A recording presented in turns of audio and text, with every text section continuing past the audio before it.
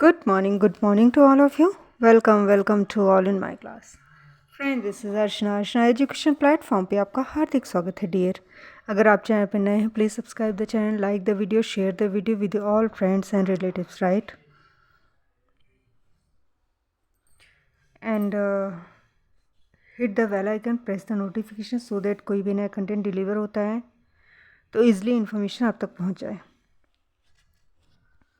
जैसा कि आपको पता है हमारा इकोनॉमिक्स का सीरीज चल रहा है, right? Especially for EMRS and AWS examination. And in this series, we will discuss about monetary and fiscal policies, right? इस पर हम डिस्कस करेंगे। एंड एक इन्फॉर्मेशन है डियर कि हमारी पेड बैच रन कर रहे हैं TGT PGT economics, TGT PT home science, as well as CTET examination and all kind of one-day examination and center and state government administrative examination, especially for Indian Economic Services and UP PCS, UPSC and other state PCS also, right? So it was all about the information, and now we will discuss without wasting our time. कौन सा एक राजकोषीय नीति का उपकरण नहीं है? तो राजकोषीय नीति के उपकरण में क्या क्या आते हैं? करारोपण आते हैं यानी टैक्सेशन, सार्वजनिक व्यय आता है यानी पब्लिक एक्सपेंडिचर, सार्वजनिक ऋण आता है यानी पब्लिक डेप्ट, राइट? लेकिन हमारा ब्याज दर नहीं आता, राइट? राजकोषीय नीति को सर्वाधिक महत्वपूर्ण माना किसने माना? कीन्स ने। कीन्स ने राजकोषीय नीति को सबसे ज़्यादा महत्वपूर्ण माना है। मंदी के समय बचत एक बुराई है, ठीक? मंदी के समय बचत एक बुराई है। मौद्रिक नीति का अस्त्र नहीं है। मौद्रिक नीति, मॉनेटरी पॉलिसी का अस्त्र नहीं है घाटे का बजट, यही फिजिकल पॉलिसी का है, ठीक है ना, टूल्स। मौद्रिक नीति में कौन सा आता है? CRR, SLR, repo rate, reverse repo rate and open market operation and bank rate, right? चयनात्मक साख नियंत्रण में साख प्राप्तकर्ताओं में साख का चयनात्मक वितरण। महंगी साख नीति से आशय बैंक दर का बढ़ना। केंद्रीय बैंक द्वारा साख नियंत्रण की निम्न विधियां अपनाई जाती हैं। वित्तीय विधि, ठीक?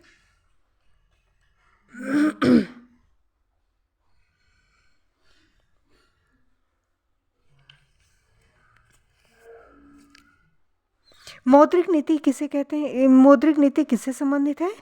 सेंट्रल गवर्नमेंट से, ठीक है ना?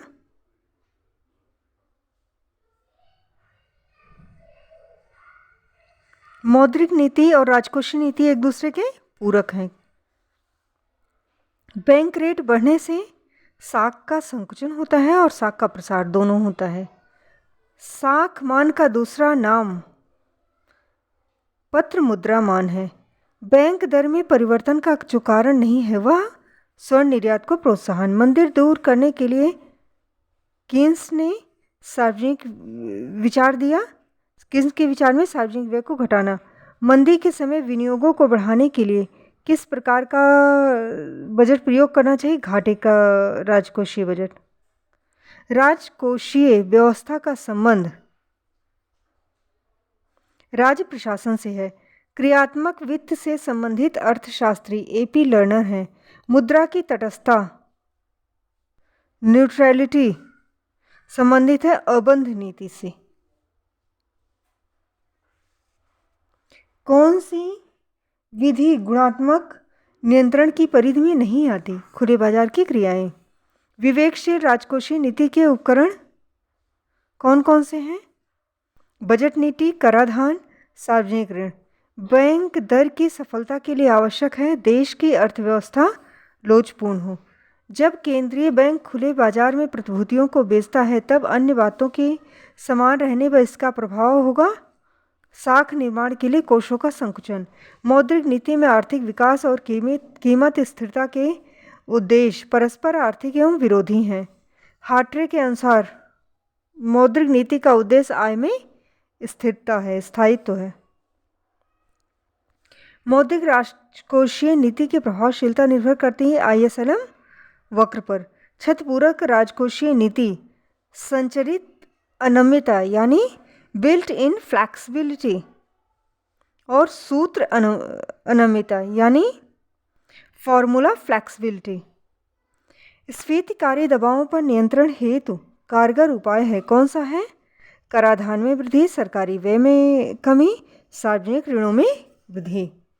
मंदी के समय केंद्रीय बैंक के लिए उचित है सस्ती मुद्रा नीति अपनाकर साख का विस्तार करना, नगद कोष प्रतिशत में कमी करके अपनी साख निर्माण शक्ति में वृद्धि कर सकते हैं। विकासशील देश में आर्थिक विकास के लिए उपयुक्त है उदार मौद्रिक नीति। मौद्रिक नीति नियंत्रण करती है केवल मांग प्रेरित मुद्रा प्रसार को। ठीक, मॉनेटरी पॉलिसी जो है डिमांड पुल इन्फ्लेशन को जो है क्या करती है? कंट्रोल करती है।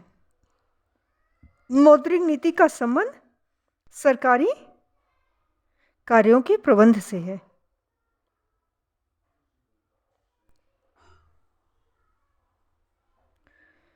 साख नियंत्रण में बैंक दर नीति का संबंध केंद्रीय बैंक के अंतिम ऋणदाता के रूप में है। ठीक है ना?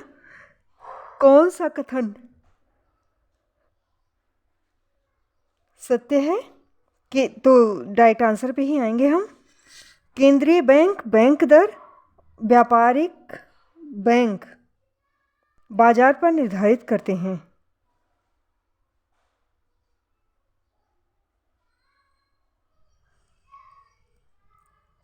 केंद्रीय बैंक बैंक दर और व्यापारिक बैंक बाजार पर निर्धारित करते हैं।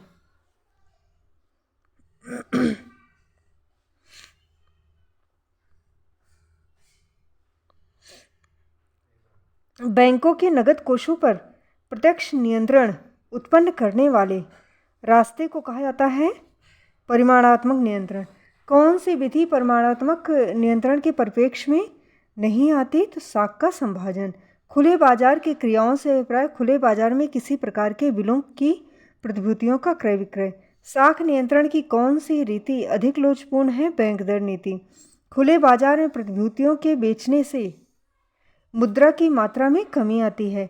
यदि न्यूनतम नगद कोष अनुपात बढ़ता है तो साख गुणक कम होगा। सामान्यतः जब बैंक दर घटती है तो बैंक अपनी जमाओं पर ब्याज दर बढ़ा देते हैं। अन्य बातें समान रहने पर यदि बैंक दर में परिवर्तन किया जाता है तो साख लागत में परिवर्तन होने पर साख मांग प्रभावित होती है।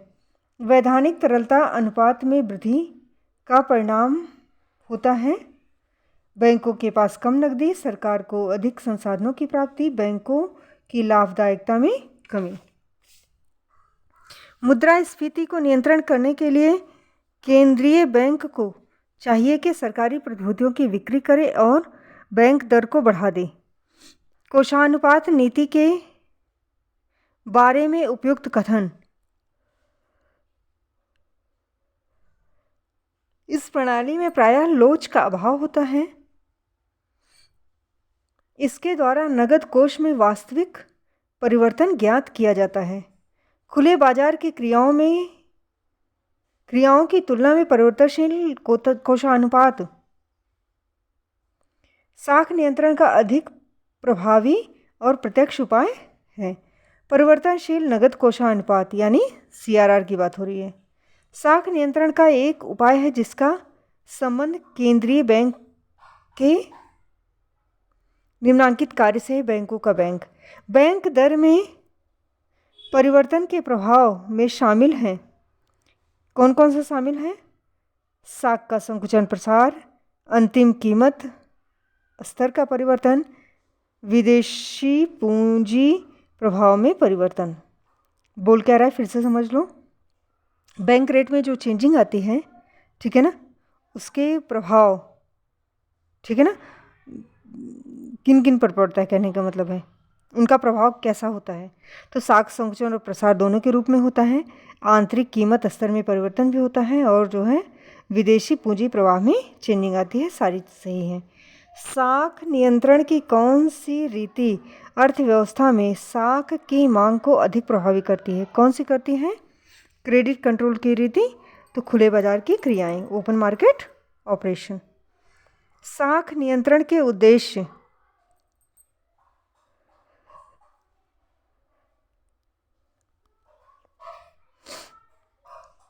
कौन कौन से हैं? विनिमय दर में स्थिरता, कीमत में स्थिरता, आय रोजगार की उच्च स्तर पर स्थिरता। स्फीति काल में अपनाई जाती है नकारात्मक क्षतिपूर्ति व्यय नीति। निम्न में से कौन सा गौण कार्य है? स्थगित भुगतान का मान, मूल्य का हस्तांतरण। तो प्राथमिक कार्य कौन सा है, ये आप बताइए कमेंट बॉक्स में।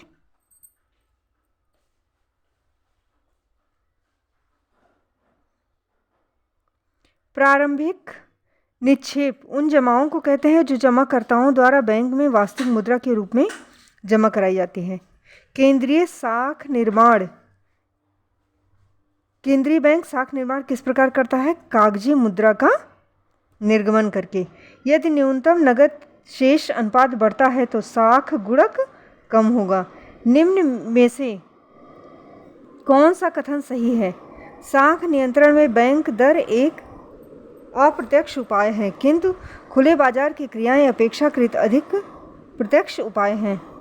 बैंक रेट में परिवर्तन का प्रभाव ब्याज दर की दीर्घकालीन दरों तथा स्थिर पूंजी के माध्यम से पड़ता है। यह कथन केन्स का है। मौद्रिक नीति किससे संबंधित है? केंद्रीय सरकार से। कौन सा मुद्रा का कार्य नहीं है? देखो, मुद्रा का कार्य है मूल्य का मापन, मूल्य का हस्तांतरण, मूल्य का संचय, लेकिन स्थिरीकरण नहीं है।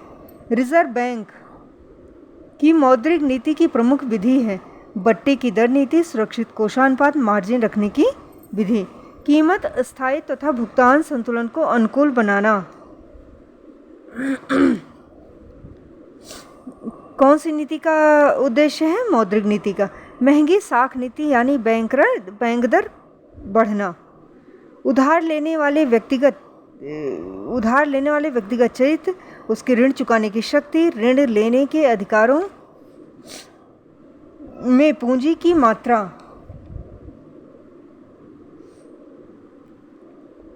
साख के ये 3 आधार किसने दिए?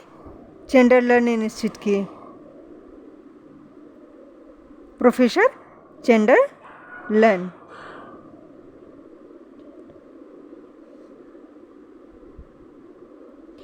बैंकों की साख निर्माण की शक्ति किस बात पर निर्भर करती है? नगद जमा पर, साख जमा पर, अधिविकट सुविधाओं पर, उपरोक्त सभी। साख निर्माण की अनुकूलतम क्षमता किस पर निर्भर करती है?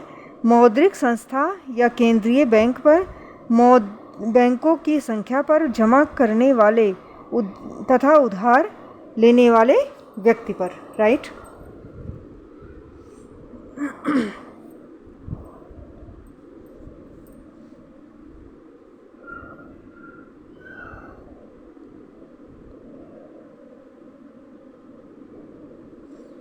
फिर सत्य क्या है पूछ रहा है, डायरेक्ट आंसर पे आते हैं। व्यापारिक बैंक व्युत्पन्न जमाओं का आकार निश्चित करते हैं। ठीक। क्रय शक्ति प्रायः तुलनात्मक रूप में मापी जाती है। केंद्रीय बैंक द्वारा, अच्छा क्रय शक्ति की बात आ गई तो सबसे पहले बताइए क्रय शक्ति समता सिद्धांत PPP का कॉन्सेप्ट किसने दिया था? दूसरी बात, हम अकॉर्डिंग टू PPP हमारा इंडिया कौन सी मतलब इकोनॉमी बन चुका है वर्ल्ड की? तो हमारा इंडिया 3rd इकोनॉमी बन चुका है अकॉर्डिंग टू PPP। ठीक। और according to per capita income या नेशनल इनकम या फिर GDP हमारा 5th इकोनॉमी बन चुका है। राइट। और PPP का कॉन्सेप्ट हम किसने दिया था? गुस्टाव कैसल ने। ये छोटी छोटी चीज़ें याद रखिए। केंद्रीय बैंक द्वारा साख नियंत्रण की कौन सी विधियां अपनाई जाती हैं? वित्तीय विधि। साख निर्माण की प्रक्रिया में हम निम्न पक्षों को शामिल करते हैं। किसको शामिल करते हैं? मौद्रिक संस्था, केंद्रीय बैंक को, बैंकिंग पद्धति अर्थव्यवस्था के बैंक को, जमा करने और उधार लेने वाले व्यक्ति को। राइट। सभी को शामिल करते हैं। गुणात्मक साख नियंत्रण अधिक प्रभावी होता है स्फीतिक दशाओं को रोकने में। स्फीतिक दशाओं में नकद कोषानुपात बढ़ाना चाहिए। एन आउटलाइन ऑफ मनी के राइटर कौन है? क्राउथर हैं, याद कर लो। An outline of money, Crowther. Note निर्गमन वह सिद्धांत है जिसके अंतर्गत 100% बहुमूल्य धातु रखी जाती है। बैंकिंग सिद्धांत, ठीक है ना, उस कहा जाता है इसे। ब्याज दर ऊंची होने पर साख की मात्रा कम हो जाती है। कौन सा सिद्धांत केंद्रीय बैंक के निर्देशक सिद्धांतों में शामिल नहीं है? जनता से प्रत्यक्ष बैंकिंग क्रियाएं, राइट। साख मुद्रा तथा मुद्रा के मध्य अंतर। साख पत्र विधिग्राह्य नहीं होती, जबकि पत्र मुद्रा विधिग्राह्य होती है। 1 रुपये के नोट पर किसके हस्ताक्षर होते हैं? वित्त सचिव के। वस्तु मुद्रा का दूसरा नाम पूर्णकाय मुद्रा। प्रादिष्ट मुद्रा होती है अल्पकालीन मुद्रा, जिसे उद्देश्य विशेष की पूर्ति के लिए निर्गमित किया जाता है। मौद्रिक प्रबंध के लिए चुनिंदा साख प्रणाली परिमाणात्मक साख नियंत्रण नीति की परिपूरक है। मांग मुद्रा बाजार होता है सर्वाधिक सक्रिय एवं संवेदनशील। नोट निर्गमन का वह सिद्धांत जो मुद्रा की लोचशीलता पर जोर देता है बैंकिंग सिद्धांत कहलाता है। जनता जिस मुद्रा को अपनी इच्छा से स्वीकार करती है उसे कहते हैं ऐच्छिक मुद्रा। प्रबंधित पत्र मुद्रामान को कहते हैं। कीन्स ने आर्थिक उच्चावचनों पर नियंत्रण के लिए समर्थन किया राजकोषीय नीति का। फिर हमारा आ जाता है इंटरनेशनल ट्रेड, ठीक है ना। लेट मी चेक कि अगर ज़्यादा क्वेश्चन नहीं है तो इसी समय कर लेते हैं। अगर बहुत ज़्यादा क्वेश्चन है देन नेक्स्ट उसमें करेंगे, आगे करेंगे, राइट। चैप्टर तो बड़ा लग रहा है काफ़ी। आई थिंक बहुत सारे क्वेश्चंस हैं। Just wait. हाँ,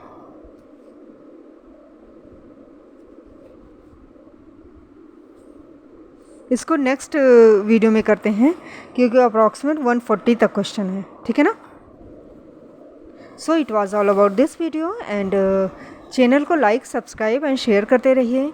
हमारी फैमिली को इंक्रीज़ कीजिए। बहुत ही जल्द हमें आप ऐप पर भी देखेंगे। Love you all guys.